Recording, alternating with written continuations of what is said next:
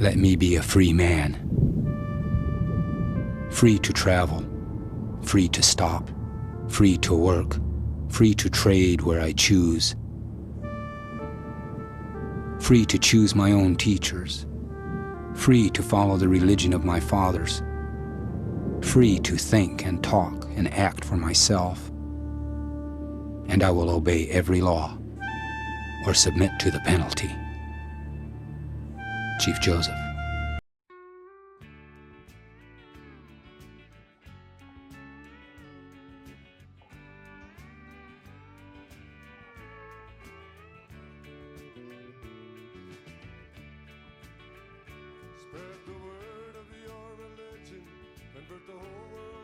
The first boarding schools were one in Carlisle, Pennsylvania, Haskell Institute in Lawrence, Kansas, I think Riverside Boarding School in California. Those were some of the Flanger Indian School in Flanger, South Dakota. There's another one up in Oregon, I can't think the name of it. But these were the first schools where they would physically remove children from the reservation hundreds of miles on a train to a place like Carlisle. One of my grandfathers went to Carlisle, and he always used to laugh because they trained him in you go there to learn a trade, basically. In Carlisle, he became a harness maker. And he said, by the time I learned making harnesses and working with leather, people started driving cars. So another one of the successful BIA training programs, you know. But the whole boarding school experience started back probably around my grandfather's days. Late 1800s, early 1900s, they just had a few. Then the government made a policy decision of acculturation. Assimilation was the best way. And so they teamed up with the Christians, and they brought in Christian boarding schools along with government, Bureau of Indian Affairs government schools, almost every reservation, especially out in this area because, you know, the reservations are big. And even like where my wife's from in northern Minnesota, they had a Christian boarding school, and then they had a government one in Pipestone that a lot of kids, Ojibwe, Winnebago, Dakotas were sent over that way. Over here, our reservations are bigger. We had both. We had a government and a Catholic school primarily, in some cases Episcopal. But the boarding school experience, I think, was most devastating on families because it split up a natural harmony between young children and their mother and father. Not all the kids that went to boarding school came from broken homes or alcoholic parents. The vast majority were sent to boarding school by law, by force. We've come to know a term in international law that's becoming more accepted called ethnocide. This is a role that the churches play. They do to the mind what you can't do with the bullet. That is, converting people from traditional ways of relation to the Creator, traditional ways of worship. They destroyed a lot of that, created some of the first boarding schools, as some of us experienced, and of course took on the whole system of acculturation and assimilation. You weren't allowed to speak your language, for example. Your hair was cut immediately. All traditional clothing was replaced by military clothing, and you were not allowed to speak your language. So it was almost as if they were creating a social experiment on every reservation. As we say in our communities, the Christians came with the Bible and we had the land. Now we got the Bible and they got the land. Leave my home, my friend. Think I'll go back there again. Wounded knee, I wanna be free. Oh, oh, oh, oh.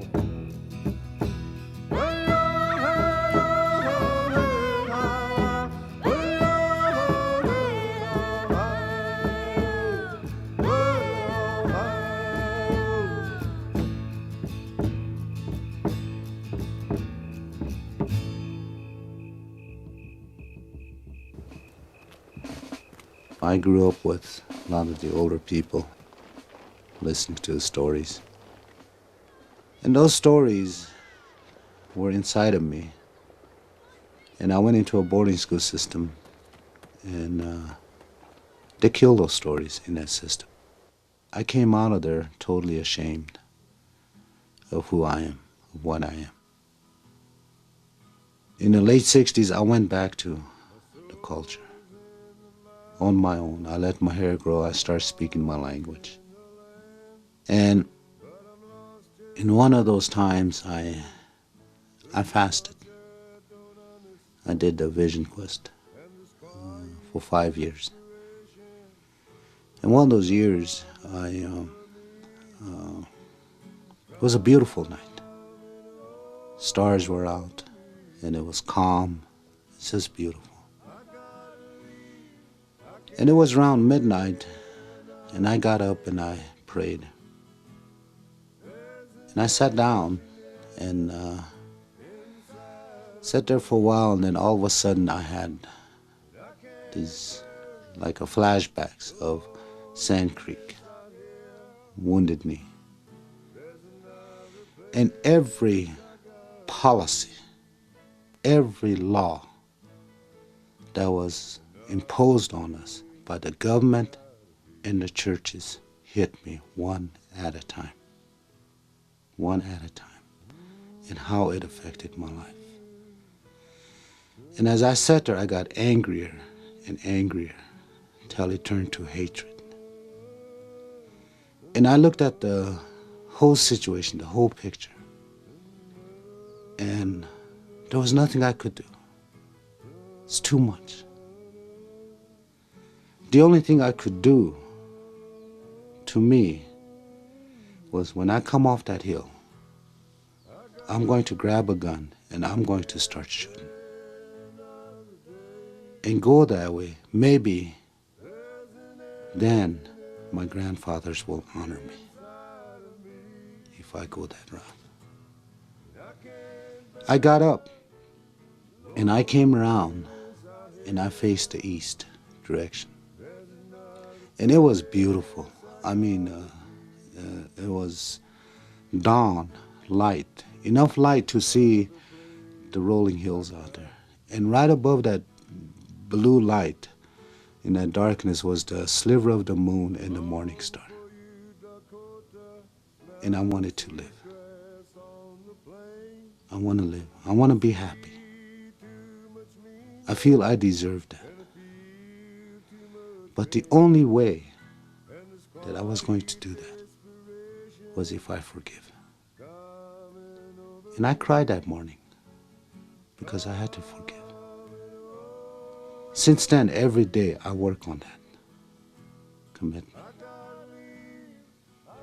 Now, I don't know how many people felt it, but every one of us,